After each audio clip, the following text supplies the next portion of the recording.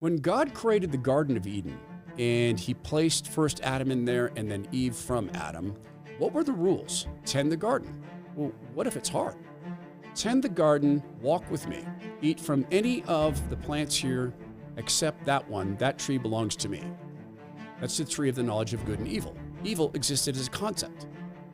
God knew it was there. He said to Adam and Eve, don't go over there. Don't eat that fruit because then you're going to know good and evil. At that point, they knew good, but they didn't know good because they'd never seen evil. They hadn't made a choice. They were created in the Garden of Eden. They never knew a time where they didn't walk with God, where they didn't know a time where they couldn't just say, hey, God, I got a question for you. They didn't know a time where he didn't look upon their face, and they his. And then, because God wanted to be loved, their free will was taken advantage of by an evil spirit that God knew would do what he did. And mankind chose to know evil.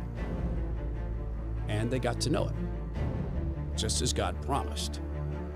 God always knew this would happen, but he didn't want robots. God laid out a series of choices for us. When he removed us from the garden, just before we left, he stopped us and wrapped us in animal skins. Why? Because we were going to be cold. Cold, what's that? Well, you're about to find out. Hungry, what's hungry? You're about to find out. Pain, what's pain? You're about to find out. And each step along the way, God reminded us of ways to reduce the pain. Rely not on your own wisdom, but on every word that proceeds from the mouth of God. Fear of the Lord is the beginning of wisdom.